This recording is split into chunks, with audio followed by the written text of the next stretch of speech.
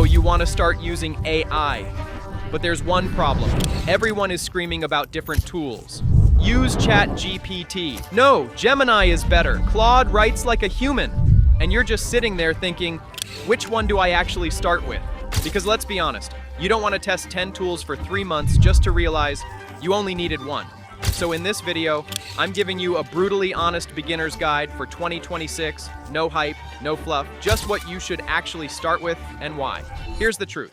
Most beginners don't fail because AI is hard. They fail because they start with too many tools. It's like going to the gym for the first time and trying 12 machines, 4 workouts, and a protein shake you can't pronounce. You don't get fit, you just get confused and slightly sore for no reason.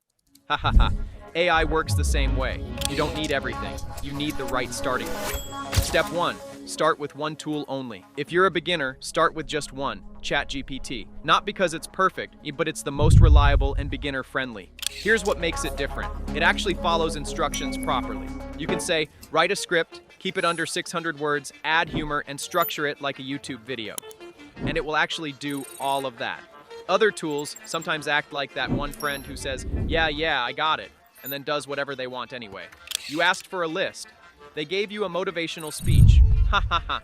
So if you're starting out, use ChatGPT for writing, brainstorming, learning new skills. Planning anything, master this first. Don't rush. Step 2. When to try something else. Now, once you're comfortable, that's when you expand, not before. The second tool you should try is Google Gemini, but only if you actually need it. Gemini's strength is simple. It handles video, audio, images, and text together. Let's say you have a recorded lecture, some messy notes, a screenshot. Gemini can combine all of it and give you a clean summary.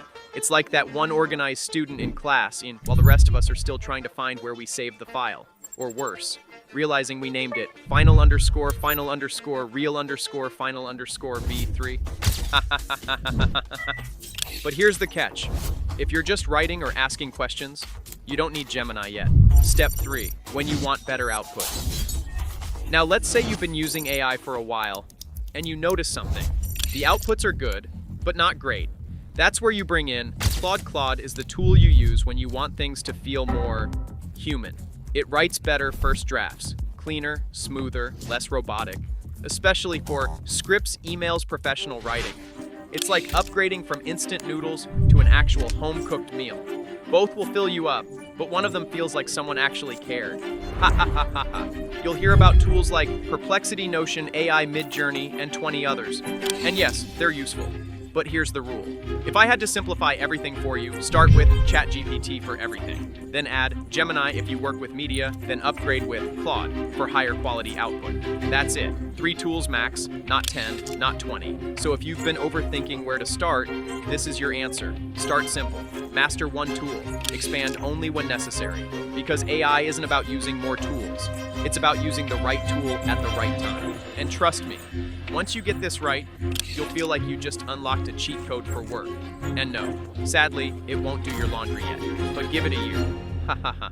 If this helped, smash that like button, subscribe for part 2, and I'll see you in the next one.